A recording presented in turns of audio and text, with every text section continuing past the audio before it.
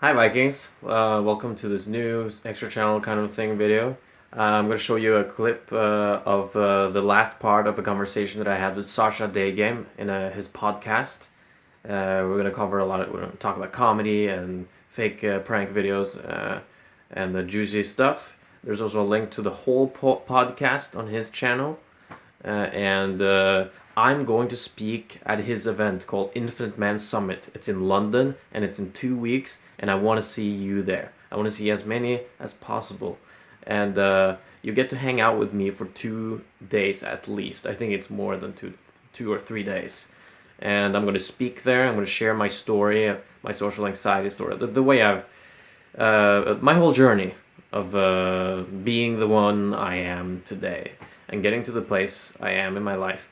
There's been so much going on this summer that I'm excited to share as well about freeing yourself and becoming just a steady being.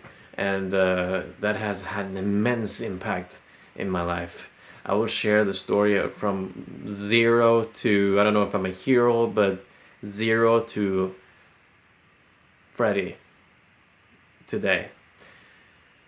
And I look forward to that. It's my first speaking gig, so I'm going to prepare a lot. It's a big event. It's a big moment in my life, and I want you to be there, so I can share that with you. And I will be with you the whole time. You'll be around me the whole time. So, if you're coming because of me, I feel extra responsibility for you to have a good time as well. So please come. It'll be a fun time. I can finally get to hang out with some of you guys, some of you growth-oriented individuals who want more of life, or as much as possible, fulfilling your potential to the degree that it's possible. Check the link down there in the description. Just watch the video and read a little bit, and check if you're available then. It's 16th, 17th September, I think, in 2 weeks in London. Okay, here's the part with me and Sasha, the last part of the conversation. Enjoy! We're awesome weirdos. We're awesome freaks. That would be us. If we started a website, it would be awesomefreaks.com. I don't know if that exists or not, but that's what we would do. Do you have Awesome one gay freaks. awesome homo freaks? That's us. Do you have one tip for anyone out there who's listening who feels they need to stop caring what people think? Something they can do now before they come to the event to start loosening up. Okay, I've answered this question before. Let me collect my thoughts. I think one thing that worked with me when it comes to approaching girls is to write down every day how many times you watched a girl walk by and you didn't approach and you wanted it. You actually felt in your heart that, wow, I would love to be able to walk up to her. I mean, that would feel just right now. I wish right now that I could overcome that fear. Just write that down. You don't need to do it yet. And when you remember that, and also describe how they look like, and if you can remember that, once you do that every day, you can look at the paper every day, you'll see a number. And your mind, I mean, I don't know what's happening, but you're just naturally gonna, the inspiration, and it's not gonna be a forced thing coming up. Just the inspiration will just take over, and you will just try it. Eventually, you will try it, and then you can write down how many did you do, and if that's 0, that doesn't matter. But a lot of zeros in a row will probably make you think about it, and yeah, it'll be 1, and then suddenly you'll do 3. That's a really good one. I did this when I did, by the way, when I did Naked Guy Picking Up Girls, the video, I was not actually going up to chicks and talking to them during the day with the camera off. I wasn't doing that. And I did this just a few weeks later. I started doing this method. I came up with this method myself, and I just started approaching girls off camera, which was a really nice breakthrough. And I had a great time that fall when I came back to California. That's a good one. Beautiful. Yeah, that's a nice one. I can see that being an effective tool. Hmm. Very good, very good. And also the obvious thing, just say hi to people, high five people, smile, just be social. Yeah, yeah, Use every yeah. fucking opportunity to say hi to people when you can. Even when I buy some water at a store, I'll make some jokes and, I'll connect a little bit as a human being with people before I just buy the water. And even just that, people remember you and you're different just from being a little bit different than everyone else. It's a skill and it builds over time. It's beautiful. That thing there has been really big for me lately, because I've started to do that when the camera's off. I tend to be a little, and then, well, I can easily fall into that. And but yeah, if I just smile to people, you've probably told your audience this 1,000 times. I don't need to repeat it, but that's been big for me. That it's so simple, just So simple. smiling, saying hi. Hmm. Well, crazy naked guy, Homo Fred. It's been wonderful having you on the show. I love you. I'm excited to see you. Everybody, this guy, I can tell this is a good man. We're going to have a lot of fun in London. Can't wait to see you in a couple weeks, buddy. Likewise, yeah. I don't have an as awesome outro for you Let's because give each I'm other a big kiss. language. Come on. Yeah. There we go. Beautiful. No, Yeah. penis. No, he's our friend. I was thinking penis, penis, penis. Where's the penis? Where's penis? And that just didn't come. I'm not going to whip it out this time, Sadly. but I'll save that Yeah. for an encore. All right, brother. I'll see you shortly. Much love. Bye. See you in London. You said that you can't get prank videos don't go viral anymore. Is that true? Because I don't really follow. I don't really know what anyone is doing. Is that true? I exaggerated a little, but and I'm halfway mad that it doesn't go viral anymore because it was so saturated, the whole trend. So Right. people started doing, staging reactions Right, to right, make right. it viral. I see. So that was it didn't make me that mad, but once I realized that, oh, wait a minute, if they watched that for 2 years, that's why they've not been watching me, because the reactions just over there were so much better. However, I've also been very stinky when it comes to uploading often. I should have just done that. If I did that, it would be so much better. Right. Uploading often, they actually just want to see you doing things. Well, And talking. this is what I realized recently. Like, partially, like that one video that got a million views of me just running around talking to girls and shit. Partially, yes, it's the fact that I was showing guys like, look, you can just have fun and talk to girls. But partially, it was just my personality.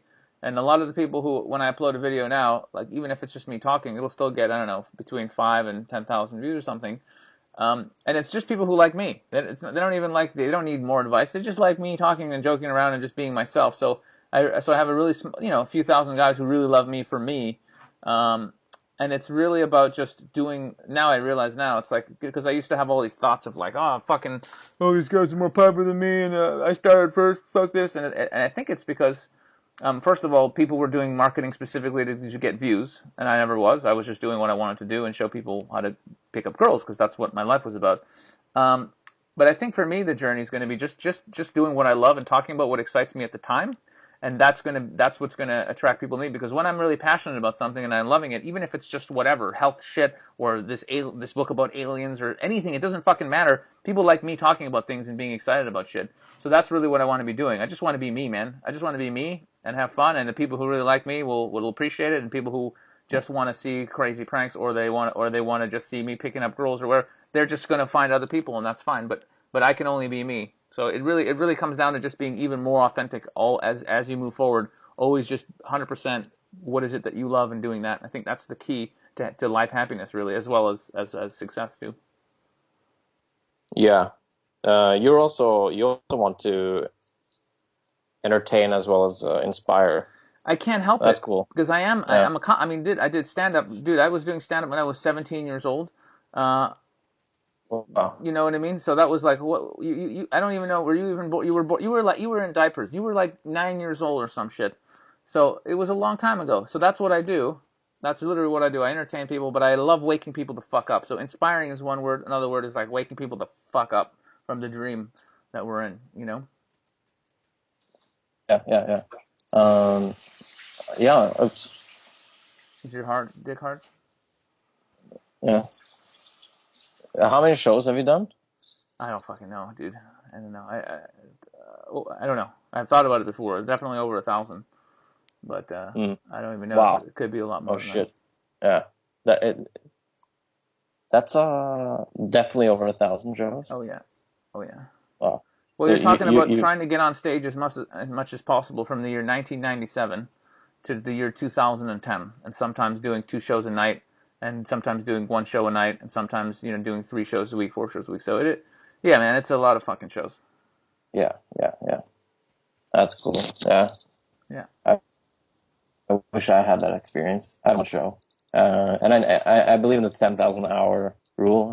It's hard to get 10,000 hours of stand up comedy, but with the preparation and all, Well, it's that's hard, probably but 10,000 hours. in comedy, you probably don't need 10,000. Probably 1,000 is enough to really be fucking awesome. And I've met people who are really awesome who've done 30, 40, 50 shows. So that, there's so many ingredients to it. It's very hard to pin down. It's a lot about your presence and how you feel about yourself and where you are, and also how comfortable you are on stage, and also what's your joke writing ability, what's your ability to be present in the moment. So it's so many factors. It's impossible to predict who's going to be funny. I did a workshop. Steve Pavlina.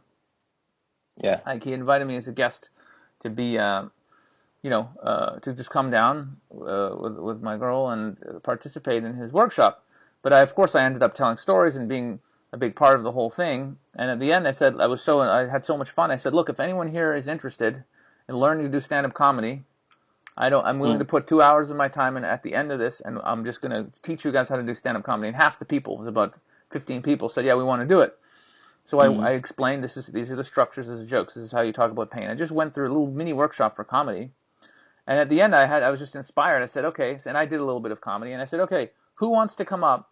And I had them write their own material. I said, who wants to come up and just tell one joke, do 1 minute of comedy? And one person came up and they were funny, and the next person came up and they were funny. And in the end, every single one of those people went up and they did comedy for 1, 2, 3 minutes. And dude, some of it was so funny, I was crying. Oh, because it was such a loving environment, and people were so loved up from the seminar and helping each other and growing. It was personal growth. That's what Steve's about. So that's what it was. People were in such a great environment. There was no pretense. No one was trying to fake it. No one was even trying to be funny. They actually, I don't know. I have to give credit to Steve because he created this environment that was so beautiful. But partially it was me. No one was faking anything. Everyone was so authentic, and they just came up and told pain from their lives that. It was just so honest and so funny. We were crying. People were crying in the audience because people were Mormons talking about what it's like to be Mormons, and it was so funny. And there was one guy who was like a drug addict who told some fucking story about how he almost killed his father.